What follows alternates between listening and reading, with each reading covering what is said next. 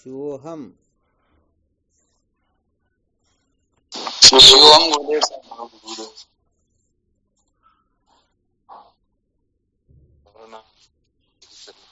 स्वामी जी के चरणों में साष्टांग प्रणाम।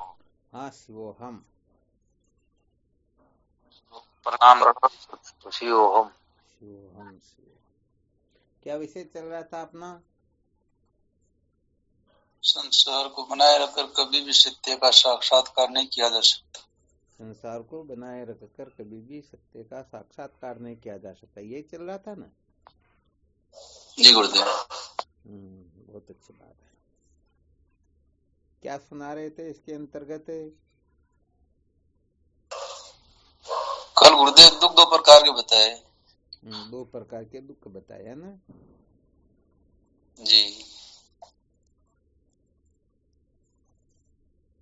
तो क्या रहस्य निकला इसे दो प्रकार के दुखों से? ज्ञानी को अन्न दुख नहीं होता है। अनु दुख नहीं सताते है ना जी। बहुत अच्छी बात है। वैसे देखा जाए तो झंझट प्रूफ घड़ी की तरह, यानी वाटर प्रूफ घड़ी की तरह, यानी झंझट प्रूफ होता तो जब उनको दुख भी स्पर्श नहीं कर सकते हैं तो अनुदुख उनको कैसे कर सकते हैं? क्या चलिए नहीं कर सकते, कभी नहीं कर सकते हैं ना। हाँ, ये विशेष बात है।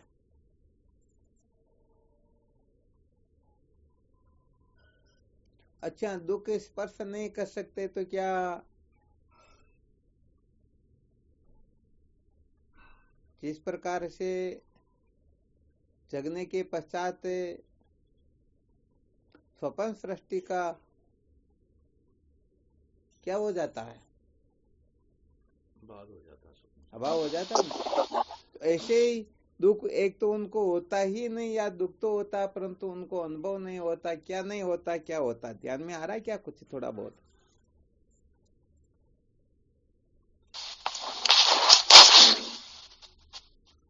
दुख का अनुभव नहीं होता। क्या नहीं होता? दुख तो होता है पर दुख का अनुभव। दुख तो होता है परंतु दुख का अनुभव नहीं होता। क्यों नहीं होता है? दुख को मानता ही नहीं, शरीर कोई नहीं मानता। हाँ नहीं, चलो बहुत अच्छी बात है। हाँ, थोड़ा और बोल के देखो, बहुत अच्छा बोल रहे हैं।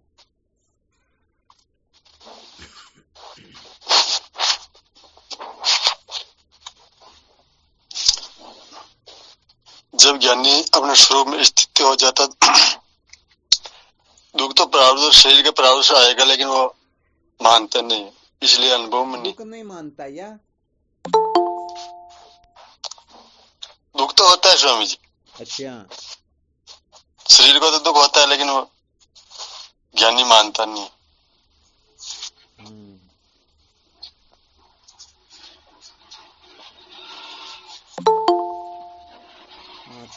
थोड़ा और कोई क्लियर करेंगे क्या? हरिओम स्वामी जी। हाँ शिवोहम।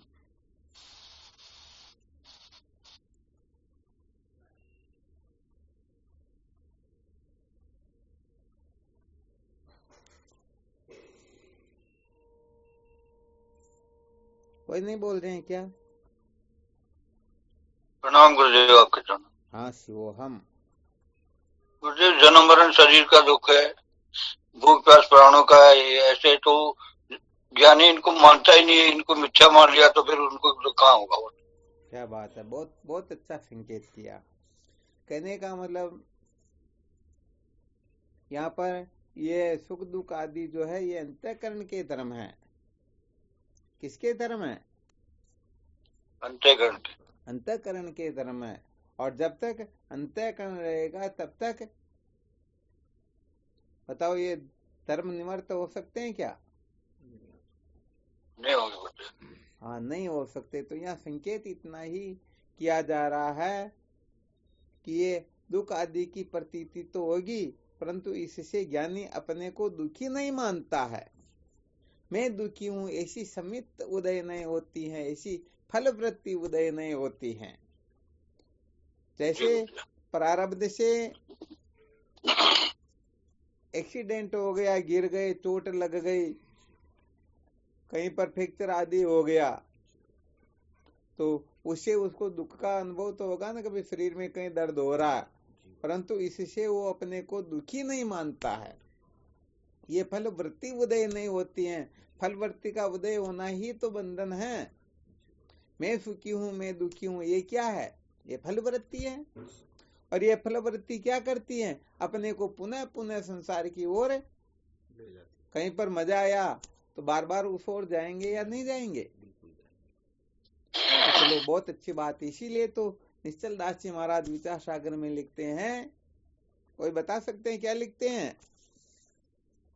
हाँ, जो चाह रहे हैं वो बोलेंगे तभी ठीक, वरना गड़बड़ घोटाला। जाके ये ज्ञान उजिया। अरे कहाँ चले गए? अभी चर्चा क्या चल रही है? ये सुख दुख आदि अंतःकरण के धर्म है, और आप जो पता नहीं कहाँ तक पहुंच गए हो। तो हम स्वामी जी, हाँ, शिवोहम परमानंद स्वरूप तो नहीं तो हमें दुख लेस। तो यहाँ का अंतःकरण का तो नाम ही नहीं आया ना, का अंतःकरण के धर्म सुख दुख आदि। हाँ, साधकों की थोड़ी परीक्षा भी हो जाए, पता चल जाए कि कौन कितना क्या है। अंतःकरण का नाम आया क्या? ये अंतःकरण के धर्म है। नहीं आया। हाँ, तो प्रणाम गुरु जी। फिर गड़बड़ हो गई। हाँ, बोलो। करता भोगता चिदाभास है, तू क्यों लोगे बोझ, जिनको सौंप दे फिर कर मौज। ये विचार सागर में कौन सी तरंग में आया? किस जगह पर आया? विचार सागर में नहीं। तो फिर गड़बड़ हो गई ना। संकेत किया गया विचार सागर में, निश्चल दास जी महाराज लिखते हैं, वरना बिल्कुल क्लियर आपने जो बताया, बहुत अच्छा बताया, धन्यवाद है।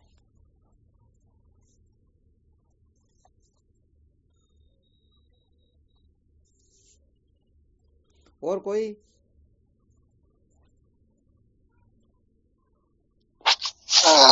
स्वामी जी, देह धरे के दंड है, सब काहू को होए, ज्ञानी भुगते ज्ञान से, मूर्ख भुगते रोए। हाँ, ये भी बिल्कुल सत्य वचन, बहुत अच्छा सूत्र है, बहुत अच्छा संकेत है। परंतु यहाँ पर विचार सागर के अनुसार कुछ ऐसा, विचार सागर की किसी भी तरंग में से दोए चौपाई के रूप में अपने को संकेत करना, जो विचार सागर में आया हुआ है,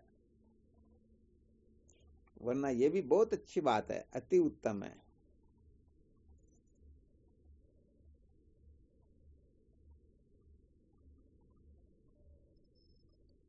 वो पंचीकरण में आता है, जैसे देह ने माते प्रारब्ध कर्म, हूँ पोते भोक्ता पर ब्रह्म, एम जे जाने अनुभव युक्त तेने कहिए जीवन मुक्त। तो इस सूत्र से सारा काम हो जाता है या नहीं हो जाता? हाँ, बिल्कुल हो जाता है। परंतु यहाँ पर विचार सागर का अपने को संकेत करना है। ये सुख दुख आदि जो है, ये मन के धर्म है, अंतःकरण के धर्म है।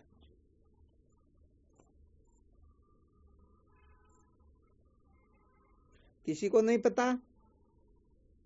समझ, राग द्वेष मति के धर्म। अरे वाह, क्या बात, बहुत बहुत धन्यवाद। इसका मतलब थोड़ा थोड़ा प्रमोशन होने लग गया भाई, बहुत धन्यवाद है। अरे यही तो संकेत कर रहे हैं कभी से, साक्षी ब्रह्म स्वरूप एक नहीं, भेद को गंध, राग द्वेष मति के धर्मता में मानत अंध। इसीलिए तो पता मुझे, क्योंकि सबको तीन तरंग का काम तो दे रखा है, आगे का तो किसी को नहीं दे रखा शायद, तो बोलेंगे भी कहां से। इसीलिए तीन तरंग में से ही प्रश्न किया, क्योंकि बहुत सारे साधकों को तीन तरंगे कंठस्थ है, परंतु कंठस्थ तो है, परंतु इनका उपयोग कैसे करना है।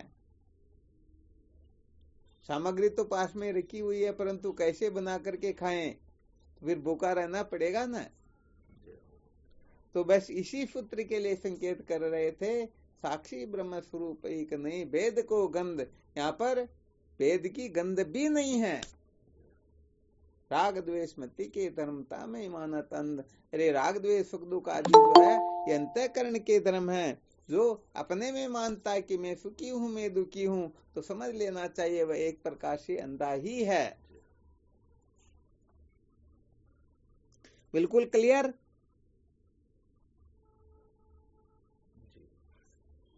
जी गुरुदेव, बिल्कुल क्लियर। तो देखो यहाँ थोड़ा और विशेष संकेत कर देते हैं। एक तो अच्छी तरह से इस रहस्य को समझ करके फिर इस प्रकार का निश्चय करें।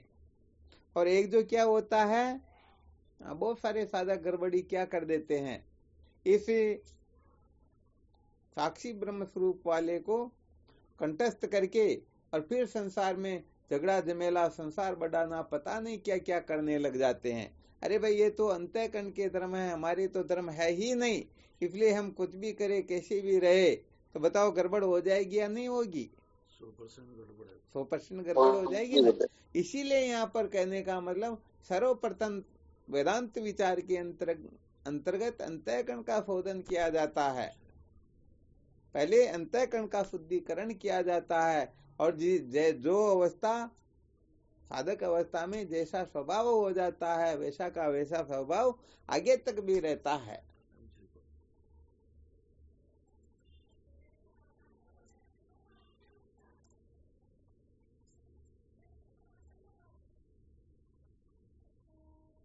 तो चलो यहाँ थोड़ा विशेष संकेत और करते हैं। देखो अपना विषय चल रहा है, संसार को बनाए रखकर कभी भी सत्य का साक्षात्कार नहीं किया जा सकता, यही चल रहा है ना। अब देखो ध्यान देना, यहाँ कोई कुछ रहस्य निकालते हैं। क्या होता है, ये ब्रह्म विद्या जो है ना,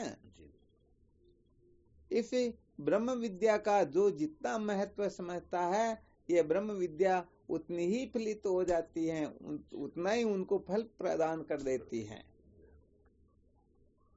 क्या कर देती है? फल प्रदान कर, उतना ही फल प्रदान कर देती है। देखो होता क्या है, इस संसार के अंतर्गत अनेक जीव अपनी अपनी कल्पना लेकर के सत्संग साधन भजन की ओर प्रवृत्त होते हैं, ब्रह्म विचार की ओर प्रवृत्त होते हैं। कुछ न कुछ होता है या नहीं होता? तो जो जिस प्रकार का संकल्प लेकर के इस ओर प्रवृत्त होता है, ये ब्रह्म विद्या उसे वही प्रदान कर देती है। तो यहाँ थोड़ा संकेत ये करना चाहते हैं, जो ब्रह्म विद्या का जितना महत्व समझता है वह उसको उतना ही फलित कर देती है, उतना ही फलित हो जाती है, उतना ही उनको फल प्रदान कर देती है। तो यहाँ पर यदि कोई चोर डाकू होकर के ब्रह्म विद्या को महत्व दे, ब्रह्म विद्या प्राप्त करे, तो उनका तो प्रयोजन क्या है कि हम चोरी करे, अन्याय करे, छल कपट करे, मर्डर करे, कुछ भी करे, परंतु हमारे को पाप नहीं लगना चाहिए। ठीक है ना। तो कुल मिलाकर के ब्रह्म विद्या का इतना ही महत्व समझ पाएंगे, इससे ऊपर उठ ही नहीं पाएंगे। हाँ, ये सर्वत्र होता है। यदि कोई मान बढ़ाई की वासना से ब्रह्म विद्या की ओर प्रवृत्त होता है, तो ब्रह्म विद्या उसे इस संसार में जय जयकार के नारों से विभूषित कर देती है। कोई धन के लिए प्रवृत्त होता है तो उसको हाँ ये तो ब्रह्म विद्या है, क्योंकि जिनके पास में विद्या होती है उनको प्राप्त करने के लिए तो अनंत कोटि ब्रह्मांड में ऐसा कोई है ही नहीं जो उनको प्राप्त न करना चाहे। हाँ, श्रुति माता यहाँ बड़ा विलक्षण संकेत करती हैं। कहने का मतलब जैसे समुद्र के अंतर्गत चारों ओर से समस्त नदियां उसमें आकर के मिलने के लिए तत्पर होती हैं, वैसे ही संसार के कोई क्यों न हो, ये कहने का मतलब ब्रह्मवेता महापुरुषों से मिलने के लिए, ये कहने का मतलब प्रवृत्त हुए रहते हैं। तो अब यदि कोई ब्रह्म विद्या धन को महत्व, ब्रह्म विद्या का सहारा आश्रय उस ओर प्रवृत्त हो, किसके लिए? धन के लिए, तो धन का उसके लिए द्वार खुल जाएगा। कोई मौज मस्ती के लिए करना चाहता तो उसे मौज मस्ती मिल जाएगी, मनोरंजन करना चाहता है तो उसे मनोरंजन मिल जाएगा। परंतु सचमुच में समझ लेना चाहिए कि उस ना समझ ने ब्रह्म विद्या के स्वरूप को अच्छी तरह से समझा ही नहीं, क्योंकि ब्रह्म विद्या केवल और केवल मात्र विद्या की ही निवर्तक होती है अविद्या की निवृत्ति के सिवाय और उससे कुछ होता ही नहीं। परंतु यदि कोई ऐसी कल्पना करके ब्रह्म विचार की ओर प्रवृत्त होता है तो प्रत्येक क्रिया चेष्टा अपना फल निश्चित रूप से रखती है। तो क्या ब्रह्म विद्या का फल नहीं होगा क्या? होगा। बस यहाँ पर तो वही दृष्टांत दिया जाता है। पारस पत्थर को यदि कहीं ले जा करके दुकान आदि पर बताएं तो उनके हिसाब से ही सब्जी बेचने वाले क्या कहेंगे कि भाई इसकी जगह 2-3 बैंगन दे सकते हैं। सही है। दुकान वाला एक नमक की थैली की कह देगा, कपड़े वाला कह देगा भाई 1 मीटर कपड़ा दे देता हूं, मेरे को दे दो। ऐसे ही जो उस पारस पत्र का जितना महत्व तो समझेंगे बस उतनी सी उनमें समझ जागृत हो जाएगी। हाँ, इसलिए कहने का मतलब यदि कोई इस ब्रह्म विद्या को अपने मौज मस्ती मनोरंजन का साधन बनाता है तो सच्ची बात यह है कि वह भले ही कितना भी बड़ा विद्वान क्यों न हो जाए, हाँ दूसरे भले विद्या के बंधन से मुक्त हो सकते हैं परंतु वह तो वो नहीं हो सकता। इसलिए सदा सर्वदा इस बात का ध्यान रखना चाहिए कि ब्रह्म विद्या की तुलना किसी से करे ही नहीं। कोई सोचता है कि मुझे राष्ट्रपति का पद मिले, इंद्र का पद मिले, ब्रह्मा विष्णु का पद मिले ब्रह्म विद्या के बदले में, तो समझो बहुत नासमझ है। हाँ, अभी तक उसकी समझ काम करती ही नहीं। तो ब्रह्मादिक पद भी ब्रह्म विद्या के एवज में जो नहीं चाहता है वो संसार के भोग पदार्थों को ब्रह्म विद्या के बदले में कर देगा क्या? नहीं करेगा। हाँ, ब्रह्म विद्या के बदले में तो यहाँ पर तो जिज्ञासा ही समाधान है। सचमुच में सच्ची जिज्ञासा जिसके हृदय में होती है उनके हृदय में ये ब्रह्म विद्या प्रकट हो जाती है। वरना इसके बदले में कोई कुछ भी क्यों न देना चाहे, कभी भी ब्रह्म विद्या उनके हृदय में प्रकट होने वाली, हाँ ये बड़ी अच्छी तरह से ध्यान रखना चाहिए। तो संसार में बहुत सारे होते हैं ना, हम ऐसा करके वैसा करके ब्रह्म विद्या को प्राप्त कर लेंगे, ये तो सचमुच में कोई विशेष बात होती ही नहीं। तो यहाँ पर संसार में लोग भोग पदार्थों की तुलना ज्यादा करते हैं, ठीक है ना, निषिद्ध कर्मों की ओर ज्यादा प्रवृत्त हो जाते हैं। इसलिए फिर वो ब्रह्म विद्या, हाँ रूई को यदि पानी में डुबो करके फिर उसको जलाना चाहे तो जलने वाली है नहीं। हाँ, तो ऐसे ब्रह्म विद्या फल नहीं देती है। ये ब्रह्म विद्या तो सचमुच में जिज्ञासु के हृदय में प्रकट होकर के वहीं पर फलित होती हैं और सदा सदा के लिए अनादिकाल के विद्या अंधकार को नष्ट करके उसे सदा सदा के लिए जीवन कृतार्थ कर देती है। तो क्या विषय चल रहा था अपना?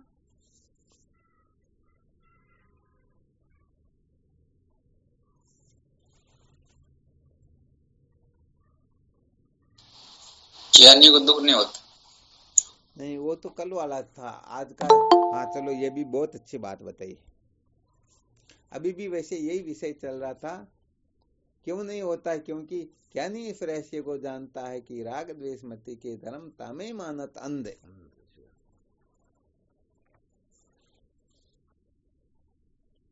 तो अभी जो सूत्र सुनाया ना, इसे वास्तव में सचमुच में क्या रहस्य निकलता? कोई भी साधक सटीक बात बताएं।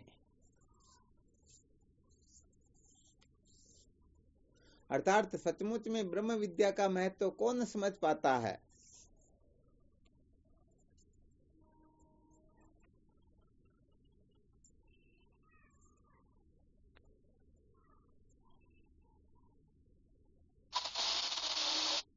प्रणाम गुरुदेव आपके साथ। हाँ शिवोहम, बोलो। गुरुदेव जो मूल सहित अज्ञान की निवृत्ति चाहता हुई तो बस बस बस इतना ही बोलना, आगे पीछे कुछ नहीं बोलना। बहुत बहुत धन्यवाद है। जो सचमुच में मूल सहित विद्या के बंधन से मुक्त होना चाहता है वही यथार्थ में ब्रह्म विद्या के महत्व को समझेगा। हाँ, ये बड़ी विलक्षण बात बता दी, बहुत अच्छी बात ये। तो भाई सबसे पहले तो ब्रह्म विद्या का महात्म्य अपने को अच्छी तरह से समझ में आ जाना चाहिए।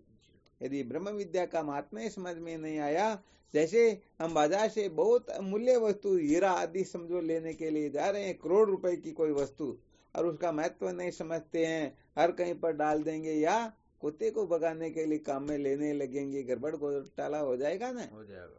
तो यहाँ पर सचमुच में जब तक ब्रह्म विद्या का महत्व अच्छी तरह से हम नहीं समझ लेते हैं तब तक समझो अभी तक वह अंधेरे में ही है। अभी तक उसकी समझ ठीक समझ है ही नहीं। हाँ, ये विशेष बात है। तो यहाँ पर सारे के सारे कट जाएंगे। यहाँ 8 सिद्धि 9 निधि भी कट जाएगी, यहाँ ब्रह्मलोक भी कट जाएंगे, यहाँ सालों के समीपी मुक्तियां भी कट जाएगी। यहाँ पर बाकी जितनी भी कल्पनाएं जल्पनाएं वो सारी की सारी कट जाएगी। क्योंकि यदि किसी को धनवान बनना है तो फिर वो ब्रह्म विद्या के पीछे नहीं जाएगा, वो धनवानों का संग करके या कुछ काम कबड़ा करके फिर धन कमा लेगा। ऐसे ही बाकी के साधन जैसे प्राप्त होते वैसे वो प्राप्त कर लेगा, परंतु ब्रह्म विद्या को बीच में नहीं लाएगा। तो ब्रह्म विद्या का महात्म्य अच्छी तरह से समझना अत्यंत अत्यंत आवश्यक हो जाता है। तो समझो ये जिनका अंतिम जन्म होता है या जो सचमुच में बड़े भाग्यशाली होते हैं, ऐसे साधक ही ब्रह्म विद्या को इस रूप में स्वीकार करते हैं, इस रूप में ही प्रयुक्त करते हैं। इसके सिवाय हाँ, वो छोटी मोटी बातों के लिए वो ऐसा वैसा कुछ करते ही नहीं। क्या होता है कि एक बार जयपुर बनवारी जी के सत्संग में गए ना, तो उसमें अपने वो आगामी Lal ji sale tax commissioner साहब थे, वो भी मेरे साथी थे। तो वहां से वो डायरेक्ट आपको मेरे साथी वहां पर चलना है। मैंने कहा चलो ठीक चलते हैं। तो क्या होता है कि जहां तक वो हेलमेट नहीं था, वहां पर 2 हेलमेट की आवश्यकता होती है, वरना कानून हाँ। तो जहां तक जा सकते वहां तक तो गए, और फिर उन्होंने कहा कि आप इस टैक्सी में बैठो, वहां उतरो, मैं आ रहा हूं वहां पर। मैंने कहा इस टैक्सी में क्यों, आपके साथ ही चलेंगे ना? कहा नहीं, अपने पास हेलमेट नहीं है।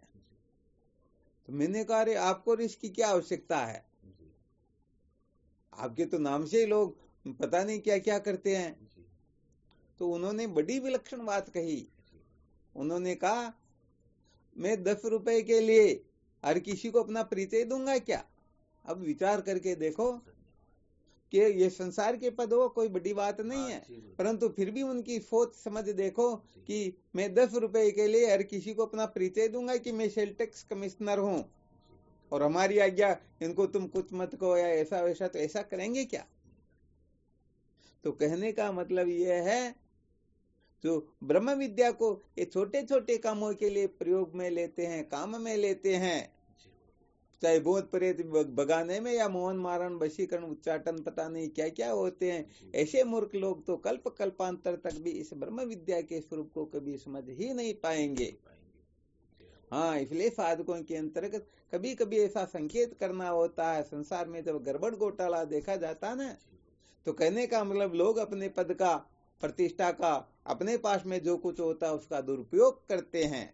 विद्या विवादाय धनम मदाय शक्ति प्रेसाम पर पीड़नाय खलस्य साधो विपरीतमे तत् ज्ञानाय दानाय च रक्षणाय। मूर्खों के पास में यदि विद्या आ जाए तो वो विवाद करने पर उतारू हो जाते हैं। किस पर उतारू हो जाते हैं? विवाद करने। हाँ, यदि धन आ जाए तो मद में ऐसे पागल हो जाते हैं, हर किसी के जाकर के वो थप्पड़ मार देंगे। और तीसरा क्या बताया? धन आ जाएगा तो अभिमान आ जाएगा, शक्ति आ जाएगी तो और किसी को थप्पड़ मारेंगे। और यदि सज्जन पुरुषों के पास में तीनों आ जाए तो ज्ञानाय दानाय च रक्षणाय, विद्या हो तो वो क्या करेंगे? हाँ, उसका उपदेश करेंगे। और धन आ जाए तो उसका दान करेंगे, और शक्ति आ जाए तो हाँ, कमजोर लोगों की वो रक्षा करेंगे। हाँ, इसीलिए ये कोई कोई सूत्र बड़े विलक्षण होते हैं, इनको बहुत अच्छी तरह से समझना पड़ता। हम यदि समझ नहीं पाते हैं तो बड़ा गड़बड़ घोटाला हो जाता है।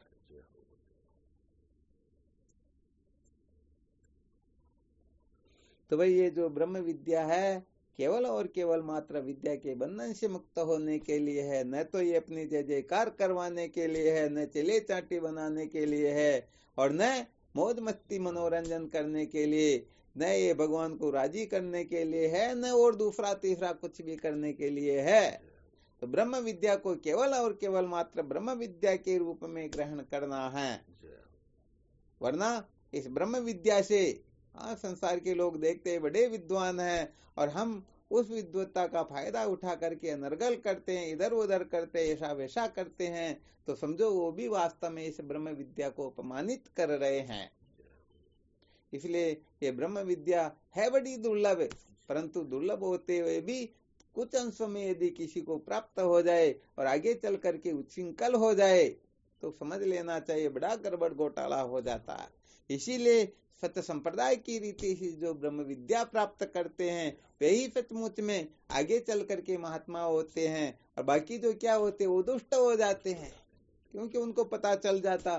देखो इंद्र और विरोचन ब्रह्मा जी के पास में जो ब्रह्म विद्या के लिए गए ना, तो इसीलिए गए थे। एक बार ब्रह्मा जी ने उपदेश किया कि जिनको ब्रह्म विद्या प्राप्त हो जाती है वो समस्त भोगों को एक साथ ही भोग सकते हैं, समस्त भोगों को एक साथ ही प्राप्त कर सकते हैं। तो इंद्र और विरोचन ये दोनों भोगी तो हैं। तो उस ब्रह्म विद्या के लिए 32 वर्ष तक चाहे अपने को ब्रह्मचर्य का पालन करना पड़े, वहीं रहना पड़े, सेवा करनी पड़े, सब कुछ करना पड़े, कर लेंगे, परंतु बाद में हम तो निहाल होंगे ही होंगे और अपनी आने वाली हजारों लाखों करोड़ों पीढ़ियां भी निहाल हो जाएगी। तो ये सोच करके ही तो गए थे। वो क्या सचमुच में कोई जिज्ञासु थोड़े थे, अविद्या के बंधन से थोड़ी मुक्ति चाहते। तो भोगों को भोगने के लिए, भोगों के लिए ही गए कि हमको वो इतना भोग प्राप्त था, फिर भी वो संतुष्ट नहीं थे। समस्त भोग हमको प्राप्त हो जाए, हम समस्त भोगों को भोगने वाले हो, ऐसे हमारे में सामर्थ्य आ जाए, ऐसा वैसा हो जाए, तो हो गया ना बड़ा गड़बड़ घोटाला। तो सचमुच में काम बिगड़ जाता।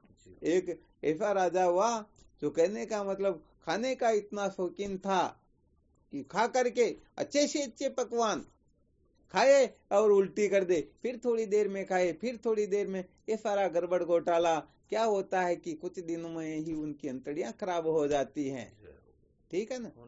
हाँ, तो कहने का मतलब ऐसे ऐसे लोग हैं। एक से एक ऐसा था जो कहने का मतलब संसार के भोग पदार्थों के पीछे ऐसा पागल होकर के रहता था कि जर्मनी में जाकर के उन्होंने कहने का मतलब इन साधनों को इस प्रकार से मजबूत कर लेता है कि वह कुछ दिनों में बेचारा मृत्यु को प्राप्त हो जाता है। तो कुल मिलाकर के संकेत ये किया जाता है कि हम ब्रह्म विद्या के रहस्य को ठीक तरह से नहीं समझेंगे तो क्या होगा? हाँ, हो जाएगा गड़बड़ घोटाला।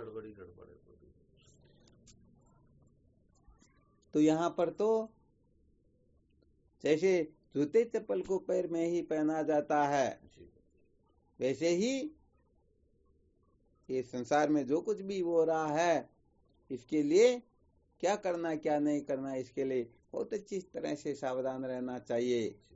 तो भूखे प्यासे रहना पड़े या कुछ भी रहना पड़े, करना पड़े, परंतु इसके लिए ब्रह्म विद्या नहीं होती है। हाँ, एक बार क्या होता है,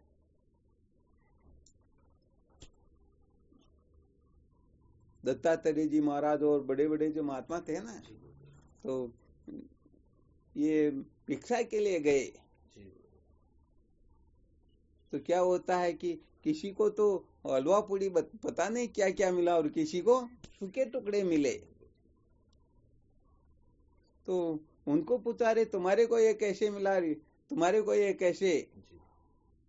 तो उन्होंने कहा हम तो उन शास्त्र का नाम लेके बताया, हम तो उनके श्लोकों को गुनगुना रहे थे।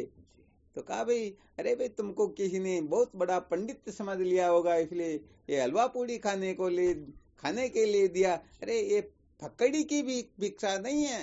हाँ, ये तो करामात की है, ये तो पांडित्य की है। पांडित्य की भिक्षा कोई निहाल करने वाली है नहीं। हाँ, तो वो बड़ी विलक्षण बात होती है।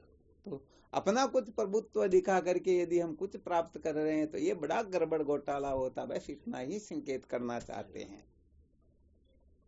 तो जिस समय ये बात समझ में आ जाएगी, जो सब है वही मैं हूँ और जो मैं हूँ वही सब है। अब बताओ किसको क्या दिखाना, किसके साथ क्या करना क्या नहीं करना। इसलिए जब जीवन के अंतर्गत ठीक ठीक समझ जागृत होती है तो सचमुच में वह साक्षी ब्रह्म स्वरूप एक नहीं भेद को गंध, राग द्वेष मति के धर्मता में मान तंद, इस रहस्य को ठीक प्रकाश से समझ लेगा। तो जितना हो सके उतना चित्त को शुद्ध करना चाहिए, उतना अंतःकरण से रजोगुण तमोगुण को निवर्त कर लेना चाहिए। परंतु ये सिद्धांती है, हालांकि सिद्धांत तो आत्मा अद्वितीय ब्रह्म है, इसको छोड़कर और कोई सिद्धांत होता ही नहीं, ये नियम भले कह सकते हैं। तो ये अवश्य है कि जब तक अंतःकरण रहेगा तब तक पूर्ण रूप से रजोगुण तमोगुण की निवृत्ति संभव ही नहीं है। आज दिन तक न किसी की हुई, होगी नहीं, हो सकती नहीं। तो जब तक धर्मी रहता तब तक धर्म का निराकरण किया जा सकता ही नहीं। तो यहाँ पर रजोगुण तमोगुण रहेंगे जरूर, परंतु कहने का मतलब यदि सतोगुण से अधिक है तो किस बात के ज्ञानी, और रजोगुण तमोगुण में ही पागल हो रहे हैं, तो वास्तव में वो तो अभी तक भूखे भेड़िए ना, उनको संसार के मौज मस्ती मनोरंजन चाहिए, उनको ब्रह्म विद्या थोड़े चाहिए। तो पूर्ण रूप से निवृत्त नहीं हो सकते, बिल्कुल सत्य बात है, परंतु इनकी मात्रा बहुत अधिक हो तो वह सचमुच में अज्ञानी ही है। वो 16वें अध्याय के अनुसार वो जन्म मृत्यु की श्रृंखला में ही भटकते रहेंगे। तो कुल मिलाकर के सतोगुण की अधिकता और रजोगुण तमोगुण जो ये न्यून, क्योंकि आवश्यकता तो होती है। कहते ना आटे में जितना नमक चले उतना झूठ कपट चलता, तो क्या कहे, संसार है बड़ा विलक्षण है। और वैसे देखा जाए तो कलयुग भी तो चल रहा ना जी, बिल्कुल। हाँ, तो कलयुग के अंतर्गत कहने का मतलब ये सारा विधि विधानी चौपट हो जाता, बात ही कुछ और हो जाती है। इसलिए पूर्ण रूप से समर्थन और पूर्ण रूप से निषेध दोनों ही संभव नहीं है। तो यहाँ केवल इतना ही संकेत किया गया, ब्रह्म विद्या को अविद्या के बंधन से मुक्त होने के लिए ही प्रयुक्त करे, इसके सिवाय और किसी भी प्रकार से इस गड़बड़ घोटाले को आगे समझ में। हाँ, तो सचमुच में उनका जीवन धन्य हो जाएगा। वरना सच्ची बात यह है कि ये गड़बड़ घोटाला कभी भी निकलने वाला है नहीं। हाँ, जैसे राजकुमार कहीं जाकर के, हाँ मैं राजकुमार हूँ, अब क्या चाहिए, किस दुकान से क्या लेना, कोई मना कर सकता है? किसी की हिम्मत है क्या? नहीं है। हाँ, जैसे ये पहलवान लोग कहीं पर भी जाते और दुकान वाले से जो चाहिए ले लेते, पैसे देते हैं क्या? नहीं देते। हालांकि जो असली पहलवान होते हैं उनकी बात कुछ और होती है। ये जो छोटे छोटे नाडोले होते हैं बहुत जल्दी भर भी जाते हैं और सूख भी जाते हैं। तो कहने का मतलब जो अपनी शक्ति सामर्थ्य का दुरुपयोग करने वाला होता, गड़बड़ तो वह करता है, वरना असली पहलवान तो कुछ और होता है। वो कहा ना एक बार, एक क्या होता है, ऐसा राजा हुआ जो कहने का मतलब शक्ति की सामर्थ्य के बल पर पूरे संसार को अपने इशारे पर नचाए, इसलिए उसने अपना नाम ही सर्वजीत रख लिया। क्या रख लिया? सर्वजीत। हाँ, सब उसको सर्वजीत कहते। यदि कोई थोड़ा सा भी गड़बड़ घोटाला करता तो उसी समय उसका शिरोच्छेदन कर दिया जाता। तो बेचारे सब डर के मारे, सब सर्वजीत सर्वजीत। परंतु उनकी माँ जो है ना, हमारा माँ का तो क्या करे, माँ उसे उसके नाम से पुकारती तो उनको बहुत ज्यादा गुस्सा आता।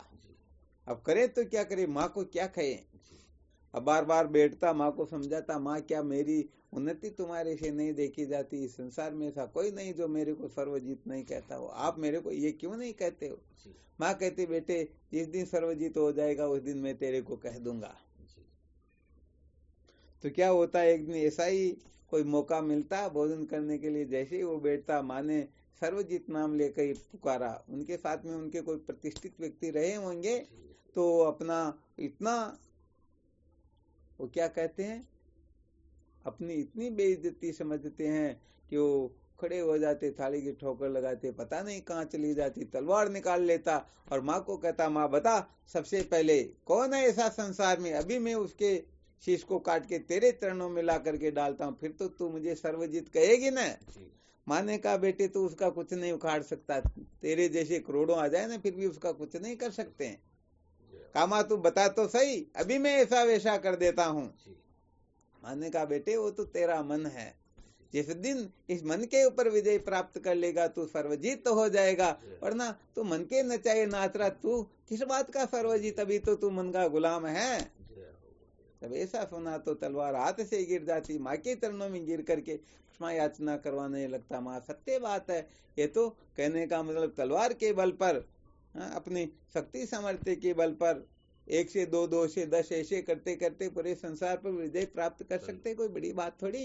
पहले ऐसा ही तो होता था, लोग आते और गुलाम बना लेते, तो इसका नाम समझदारी होता ही नहीं। हाँ, इसलिए अच्छी तरह से इस रहस्य को समझ लेना चाहिए। अच्छा, इसमें किसी को कोई शंका हो तो प्रश्न कर सकते हो भाई।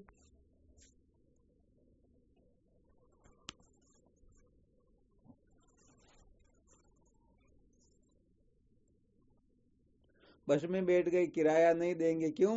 हम तो महात्मा है, हम तो संत है, हम तो ब्रह्म ज्ञानी है, तो ये हो गया ब्रह्म विद्या का रहस्य समझ में आ गया क्या? तो ये जो छोटे छोटे लोग, कहने का मतलब 25-50 पैसे के लिए सब्जी वाले के यहाँ पर लड़ते हैं कि नहीं मैं 25 पैसे कम दूंगा, 50 पैसे कम दूंगा, इतनी ज्यादा लूंगा, बस में किराया नहीं दे, दादागिरी लगा, ये क्या है? ये सारा गड़बड़ घोटाला ही है ना। हाँ, तो कुल मिला करके ये संसार के लोग तो वैसे समझदार होते, परंतु जिनको ये थोड़ा बहुत ज्ञान हो जाता वो तो संसार में पता नहीं क्या कर लेते हैं, एक एक पैसे के लिए मरे जाते मारे जाते, पता नहीं क्या कर लेते हैं।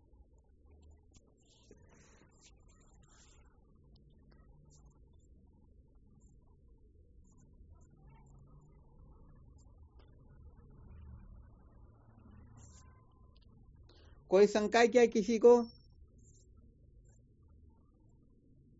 नहीं गुरुदेव, नहीं है ना? कोई शंका नहीं होती। चलो, बहुत बहुत धन्यवाद।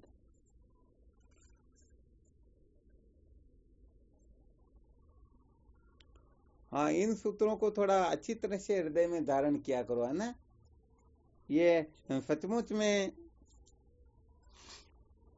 अपने को अविद्या के बंधन से मुक्त करने के लिए ब्रह्मास्त्र है, वरना किताबें पढ़ करके ज्ञानी होने में कोई बड़ी बात तो है ही नहीं।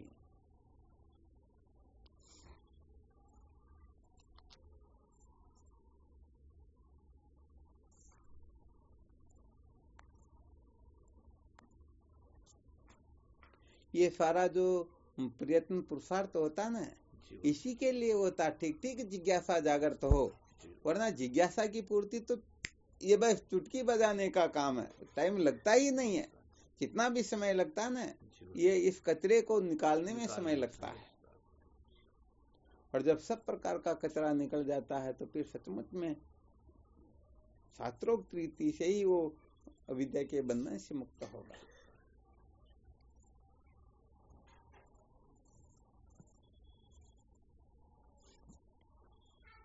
तो संसार को बनाए रखकर यदि कोई सत्य का साक्षात्कार करना चाहता है, यदि उसके भीतर दृढ़ता से ये बैठा हुआ है, तो कहने का मतलब चाहे उनके पास में कुछ भी विशेष क्यों न प्राप्त हो जाए, उस विशेष का आश्रय लेकर के वह संसार को बनाए रखने के चक्कर में पुनः पड़ जाएगा। इसलिए सबसे पहले अपने दिमाग से भूत निकल जाए कि संसार को बनाए रखकर कभी भी सत्य का साक्षात्कार नहीं किया जा सकता। यहाँ संसार का अर्थ होता है देह, इंद्रियां, प्राण, मन, बुद्धि आदि। बाकी ये संसार है, ये तो कुछ करने आने जाने वाला है ही नहीं है। हाँ, इसलिए सबसे अधिक गड़बड़ घोटाला इसी जगह पर होता है। तो यहाँ पर अपने को बहुत अधिक सावधान हो करके फिर ब्रह्म विचार करना चाहिए।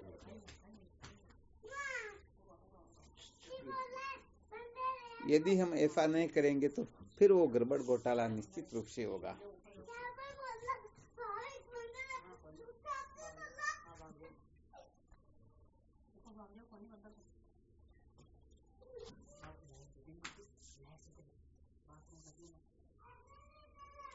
चलो, और कोई शंका नहीं हो तो भी यहाँ पर कुछ अपना अनुभव प्रकट करना हो या कुछ बताना हो तो देख लो। किसी को किस प्रकार से ग्रहण हुआ, समझ में आया या नहीं आया, क्या हुआ क्या नहीं हुआ।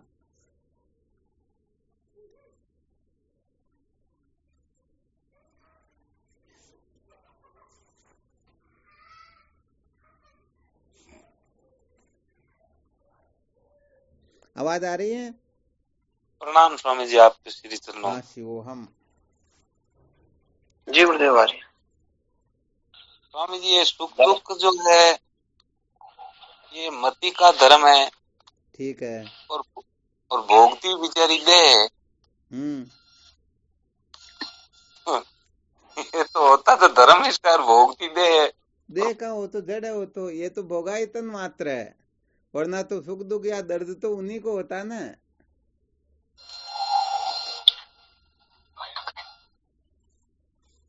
होता है कोई गुरुदेव। जैसे कोई मकान के ऊपर पत्थर भी फेंके तो दर्द तो मकान को तो नहीं होगा, मकान के मालिक को होगा। जी गुरुदेव ये तो सत्य होता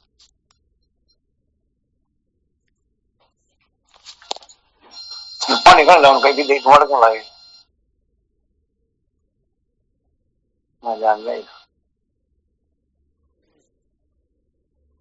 तो कुल मिलाकर के सार क्या निकला?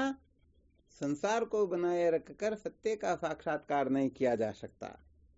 देह इंद्रियां प्राण मन बुद्धि इनको महत्व दे करके इनको बनाए रख करके इनके प्रति किसी भी प्रकार का आग्रह रख करके कोई चाहे मैं अविद्या के बंधन से मुक्त हो जाऊं तो अरे इसी का नाम अविद्या है, यही बंधन है, यही अज्ञान है। इनसे छूटने का नाम ही जीवन की सार्थकता है।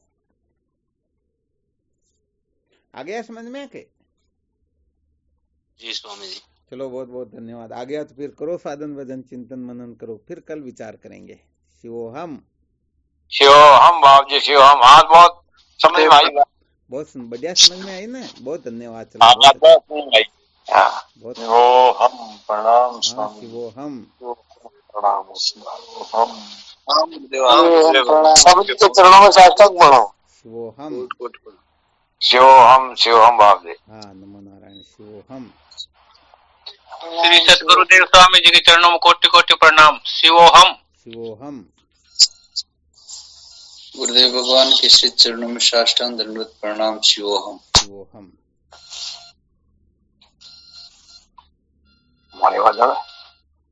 गुरुदेव के चरणों में साष्टांग दंडवत प्रणाम। शिवोहम शिवोहम। प्रणाम गुरुदेव आपके श्री चरणों पारम। शिवोहम।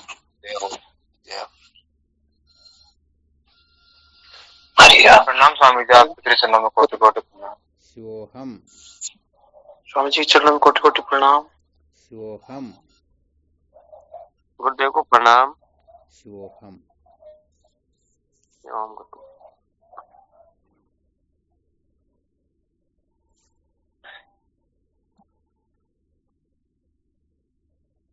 कोटि कोटि प्रणाम स्वामी जी आपके श्री चरणों में। शिवोहम।